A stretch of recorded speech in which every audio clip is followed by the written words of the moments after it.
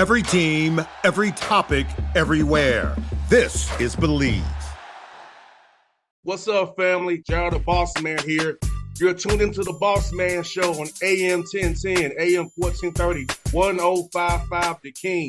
Check The King out at 105theking.com and the Bossman Show at bossmanshow.com. Hit me up on Instagram, The Bossman Show, Twitter at Bossman Show, and Facebook, Bossman Show. It's the Bossman on your radio. Listen to the Bossman Show with your host, JR, Saturdays at 9 a.m. right here on AM 1010, The King. BS3 Network, changing the way you watch TV. Yes, BS3 Network, changing the way you watch TV, covering content and hot topics from A to Z, sports, music, society and culture, movie reviews, you name it, we have it. Check it out on bs3network.com or check us out on Roku, BS3 TV on Roku, as well as check out your favorite podcast on all podcast platforms or Spreaker.com/BS3 Network. You are now tuned to BS3 Network.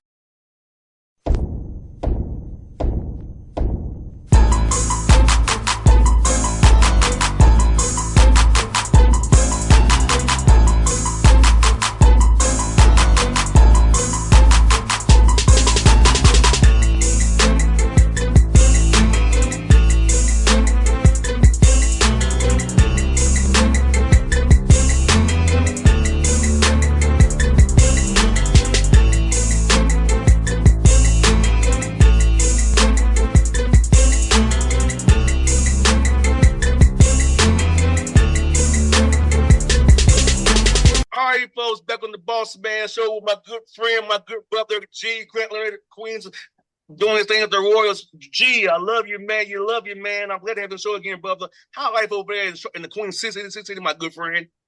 Everything's great, man. Summer is amazing. Players are back, so energized from that. But, man, it's been a beautiful summer here. It's different concerts Charlotte's, man, it's popping. It is. Hey, it's a mini Atlanta, in my opinion, now. I agree. It's like Buckhead 20 years ago. Yes. It's not the same Buckhead no more. No, it's not. Not the same no more. Man, geez, crazy, man. You're going to your fifth year, man. Man, has it been a breeze for you, man? A blur already? It's going to year 5, man. I wish I could say it's a breeze. You know, the funny thing is someone asked me the other day, like, could you have drawn it up this way? And I was like, well, we actually kind of did. And the neat thing about it is like every team right now is so worried about this year, right? Because of the portal and everything. And we were able to kind of take a breath and say, look, we got 4 years to figure this out. And all we wanted to see was progress each year. And we did that. And it ended up spilling into us winning the league and going to the tournament. And so that was like the cherry on top. But the best part is we've seen our program just slowly, gradually get better and better. And so I wouldn't say it's a breeze, but it was one step in front of another and honestly kind of went as planned. And so unique that we had a 4-year runway. Not everyone gets that anymore. You remember you used to be able to do that. Coach gets hired, you got 4 years. You know, you got to get your players in, give them time to. No one gets that anymore. So I was very fortunate that we got it. No doubt, man. And the culture you've built, I mean, it's been consistent from day one. I remember being there at the tournament with you at Kennesaw when you was down, guys was just beat up because of that used to being D1 to now, man. Just seeing talent you bringing in, the guys you're able to recruit and be in there with because of what you built there, how you treat your players, how Queens treats their students, how the community embraces the Queens community. So let's talk about all those factors from when we was first talking, we got hired at tournament at Kennesaw to now, man, winning in Jacksonville and going to the big dance, and Queens is on the map now. You know, and that first year, and what a learning experience that was, and we won 18 games, but we kind of limped into the end of the season, if that makes sense. And I knew right there that team was great, and we had some great players. But as a team, a total team, we weren't able to win an ASUN championship. We weren't there. And we weren't even really close because we couldn't sustain the pounding of a full Division One season. We didn't have the bodies and the depth. We just did not. And so, culturally, we didn't want to just gut it and redo the whole team. I don't think that's the right way to do things. That's not the right way to treat players. But we knew that we had a couple years to, okay, like we got to build our positional size and we got to change our physical makeup. Because when we were in Division Two, we were able to wear teams down and we weren't able to do that. And so it was kind of systematic and took time.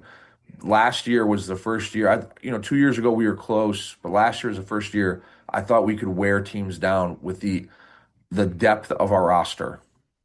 And but it took some time and it took some losses. And each year we beat the number one team in our league, but we also lost some games I didn't think we should have lost. And so last year was the culmination of 3 years of learning lessons, but building the roster slowly over time. And no doubt, G, this year's roster you have, man, is it's got a lot of y'all redshirt sophomores, junior sophomores. It's about still having that zeal to coach young guys and show them to develop these young guys into players so they can go make money playing in Europe down the road. Being where they fit are right now, of course, but getting them to that point where they can go make money for years with their career after coming through your program and being trained the right way. Been around guys in the NBA who you're around, who come through Queens and practice and show them how it's done. Yeah, I think it's unique. And so I guess our philosophy is we want to have the most talent at the end of the year. And right now, I think the place where you can get talent above your level is high school kids because they're not getting recruited as much. And so I think this year, our freshman class, I think we have two or three kids who are well above our level talent wise. They're just not experience wise. And so with that, you gotta take freshmen and you gotta go with some quick lessons to say the least. But they're talented and they have a lot of ability, and so our roster probably won't look like a lot of teams in the ASUN. We'll have different positional size and length, along with skill and speed and physicality. We added a little bit this year. We've gone up in that level every year. But I'm gonna have to kind of wipe some noses and deal with some freshman boo-boos. But I like that part, that teaching part, and the guys that were in our program last year's freshmen, Jordan Watford and Isaiah Henry, they both taken gigantic jumps, and you can see that. And they're more talented than a lot of players in our league because they were really talented freshmen.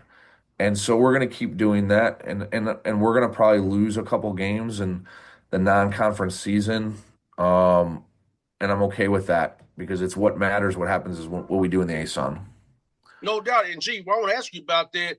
I saw where the UAC broke off and the ASUN kind of stayed. So if you can explain to the listeners and myself kind of what's going on there so we can be fully engaged and on point with that, man.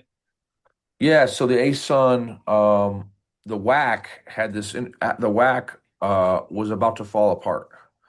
So the ASUN commissioner Jeff Bacon, who's an unbelievable leader, saw an opportunity, and he basically bought the WAC, and so the ASUN conference also created. They got the WAC, so we have two bids, and they created the United Conference, United Athletic Conference, and so it's two conferences that have like things. So and that consortium or joining of leagues is called the Unison, and it's the United and ASUN together. But we have two separate leagues and two separate bids. So 5 teams from the ASUN moved to the United and joined 3 teams from the WAC, Tarleton, Abilene, and Arlington, and then they added Little Rock from the OVC, and then 5 teams from the ASUN, Austin P, Eastern Kentucky, North Alabama, West Georgia, and Central Arkansas. So the United now has 9 teams. Well, that left 7 teams in the ASUN, and we added West Florida, so now 8 teams. So there's 17 teams for 2 bids instead of 12 teams for 1 bid. So if you do the math, that's good for everyone. It's good for everyone. It's good for those teams in the WAC who now still have a league. It's good for all the teams that whichever league they went to, because now they statistically have a better chance to go to the tournament. And now it's two conferences spanning more geography and more great cities in the South. And it just strengthens our league and our consortium together. So do you all play like 16 games in the A-Sun and a few against the United too? Is that how it works, G? It'll be 16 games in United. There'll be 14 games in the A-Sun, so we'll play every team twice. Okay. And we're going to have four, some teams have five, but four crossover games. So our crossover games, we're going to play North Alabama and West Georgia on the road, and then EKU and Austin P are going to come play at Queens. And those games will happen before conference play starts in late December. And so excited about that because it's like opponents. And, our non-conference schedule will get released here shortly. We're going to play 26 like opponents, and then we're going to play 6 high major teams. Good deal, man. And you're part of the marathon, Wilson State Marathon. You're part of that. So talk about how fun that was last year and do it again, man. Yeah, I mean, going to the tournament, what an amazing experience, right? Like March Madness and doing that, like it was a life-changing experience for our entire school. And our players all felt it and March Madness and Selection Sunday and the media and all that. And so it was what a season. And so fortunate to be a part of that. And to watch all of that. And I really thought that our non-conference schedule and playing all these really good teams we played last year, Virginia, Villanova, Arkansas, Auburn, and Wake Forest, prepared us for our conference season, which we started off 7-0. And that laid the foundation for us being ready to win a championship. And so hoping that our schedule will do that again this year. And G, you always promote from within, man. And DB's now associate head coach. Sean Evans been up as assistant coach, man. Talk about how important it is to elevate guys who are already within this program culture to higher positions to just prove that they put in the work that they'll move up because their work will be valued even more. It's so parallel to our culture with our players. You get here and you got to earn it. And as you earn it, you get more, and so guys come here in lower staffer roles. Like Sean was the director of player development, and he earned being an assistant coach. And DB got here when he actually got hired right when I got the job, but we were still technically D2. He was a part-time assistant. Well, now he's the associate head coach, and he's earned that through 4 years. And our staff camaraderie and chemistry and culture is very similar to our teams, and like you want something, you got to earn it. And I think it all goes together. And for me, you get to see how hungry guys are, and the biggest thing is they build habits the Queens way, and they get to learn how we want to do things, and that's really important. I really believe that. And G, like I saw on Instagram, you all had a bounce out the stigma event. And G, you probably know this, like my favorite cousin, he's developmentally delayed, and my best friend has a developmental delay issue as well. So for me, it warmed my heart because two people I'm very close to are in Special Olympics. And so come by how important it was to have those kids out there, give them opportunity to enjoy basketball and be accepted and loved for that time out there at the Curry Arena. Yeah, I mean, first of all, bounce out the stigma, man. Mighty Mike does that event every year, and our guys get to volunteer and spend time with those young men and women that have autism and are trying to fight through that with basketball. And our biggest message to them is like, don't ever let anyone tell those kids they can't do something. And our players, we were told by so many people that we couldn't go to the tournament. Oh, you guys will. That'll take years, decade to do. Well, not if you put your mind to it, right? And so, I want those young men and women with autism to feel like they can accomplish a lot in life, whether it's through basketball or whatever medium they choose. And so getting to work with them, and we're partnering with Red Ventures on that. And Red Ventures is a local company that does unbelievable work in the community, and they're a tech company. But being able to partner with them and volunteer and help bounce out the stigma, it's a huge part of what we do at Queens. we build community through the lens of basketball, and we're part of this community, and we want to really pour into the youth of this community, and that's one part of it. No doubt. And G, last one question I got for you, if I give you my insurance questions for you. You got contract extension. I know you're not talking about yourself, man, but you extended through 2031. How good is to have your administration and your people in the community of Queens see the work you put in and reward you that way and really show they believe in you and the culture you set here in Queens?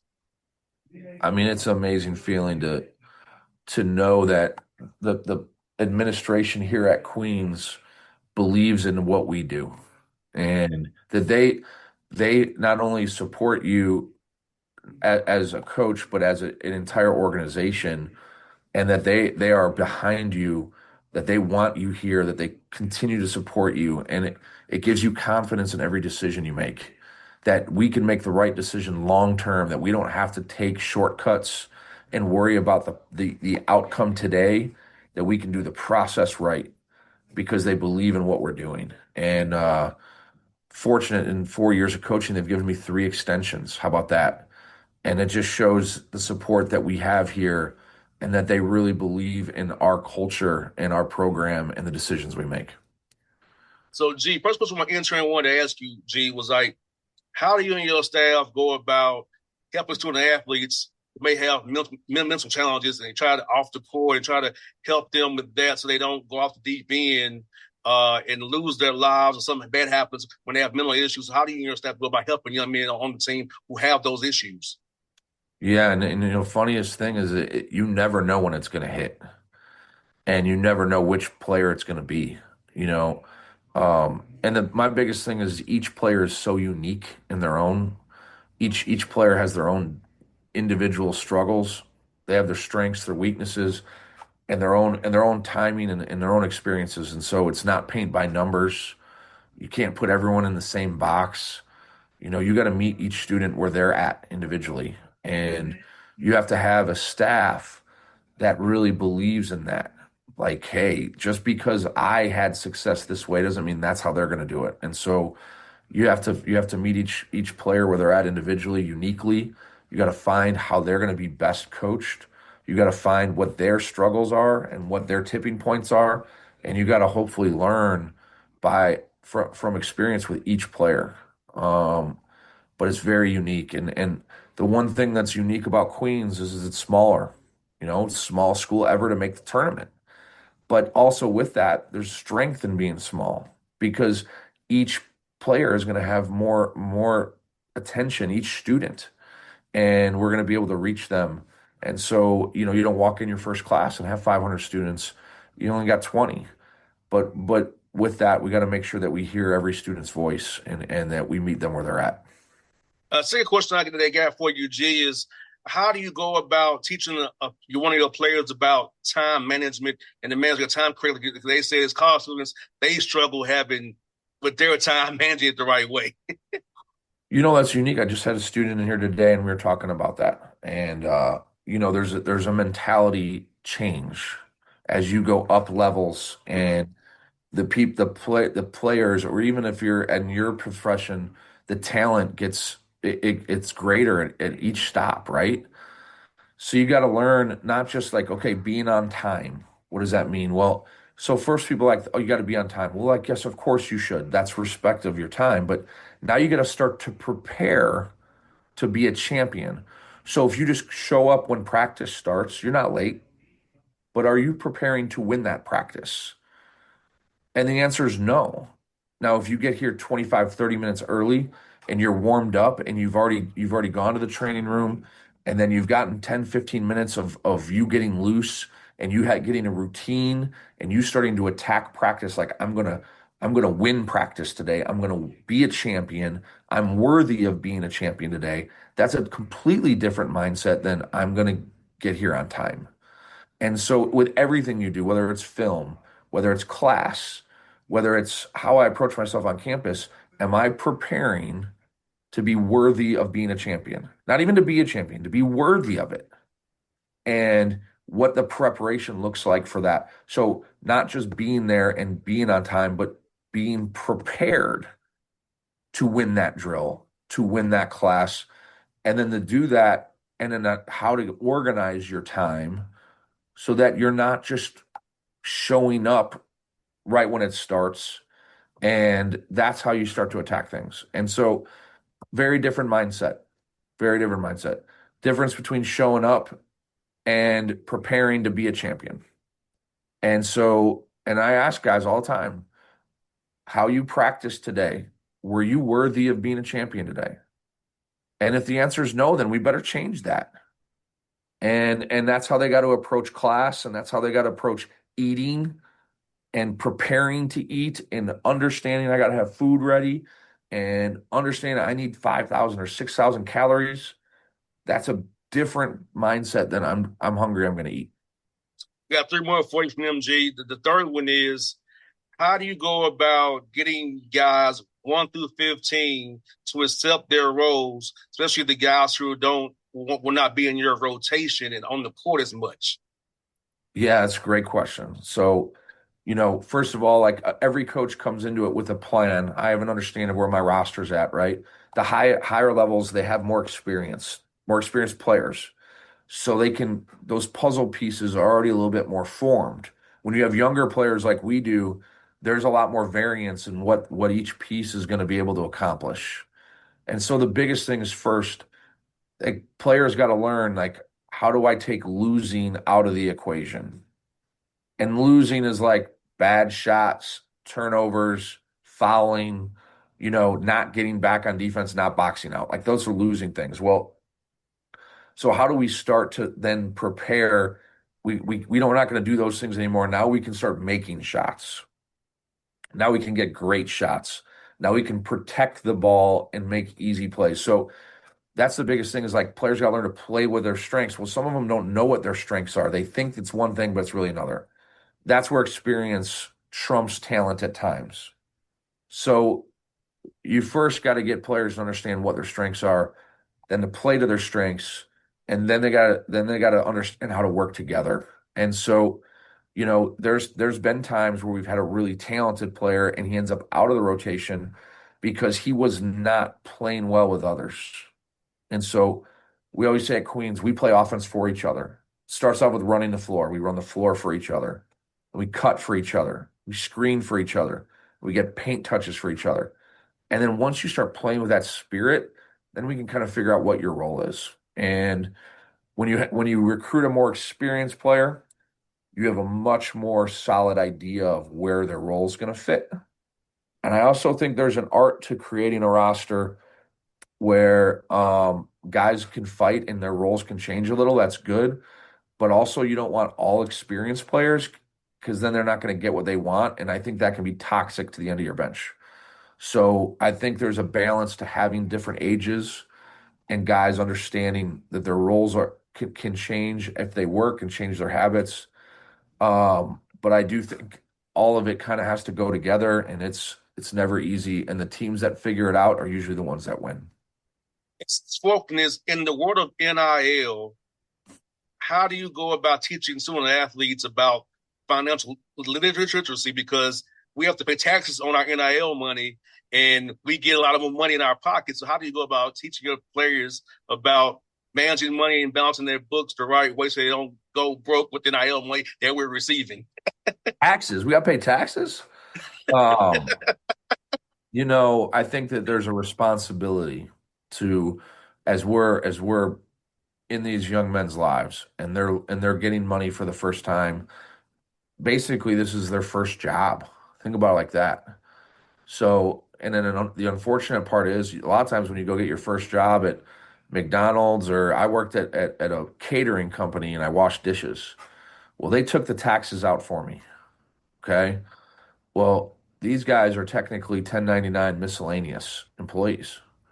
So they're independent contractors. So they don't have their taxes taken out.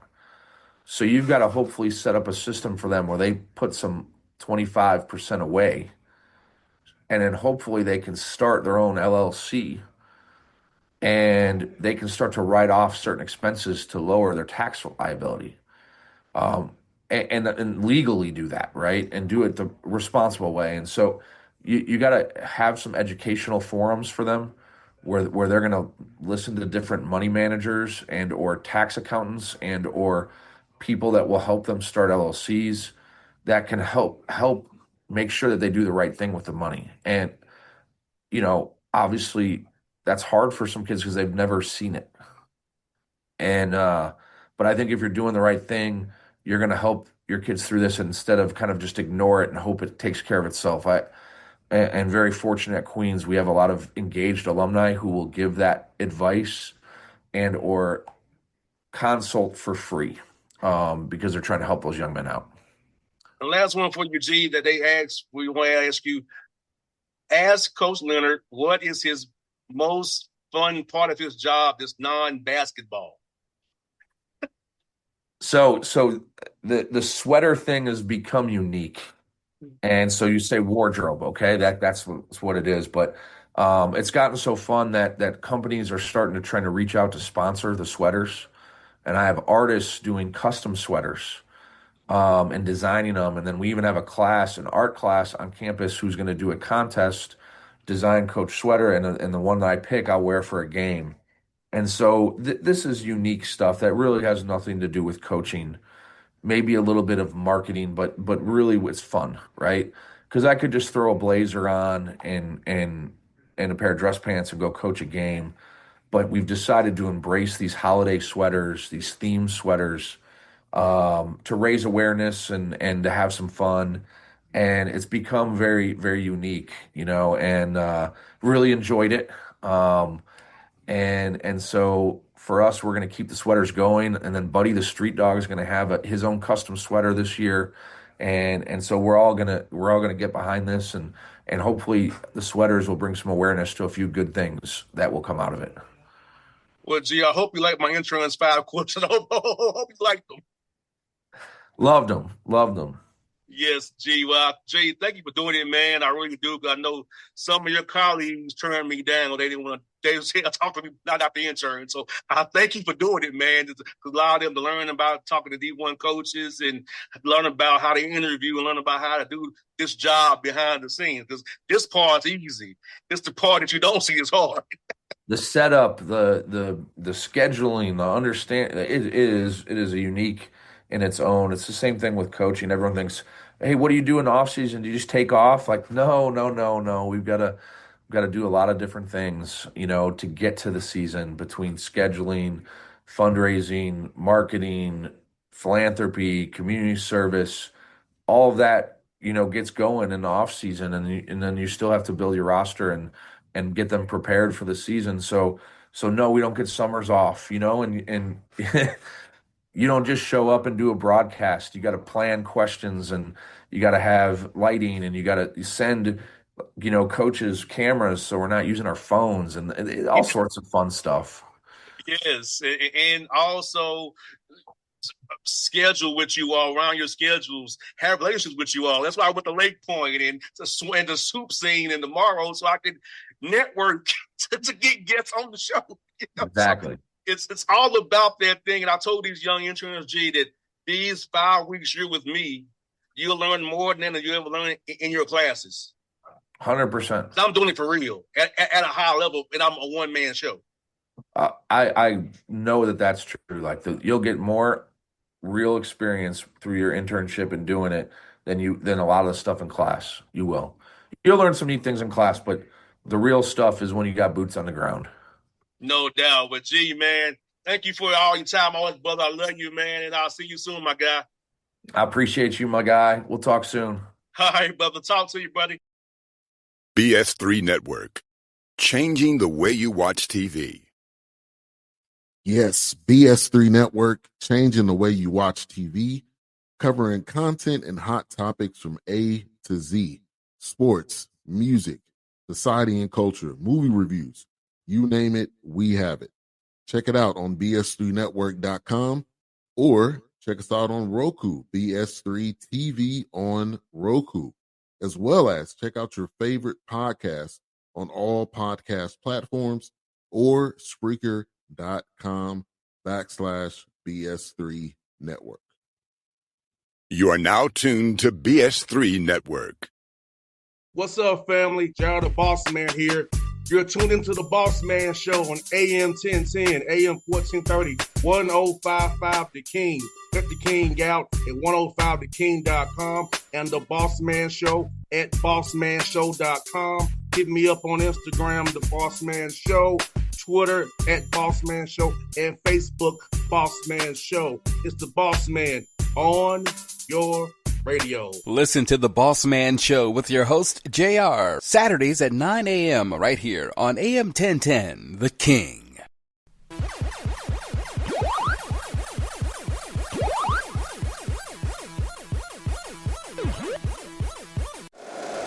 If you like the show, please take a moment to rate, review, and subscribe. It really does help the show to grow.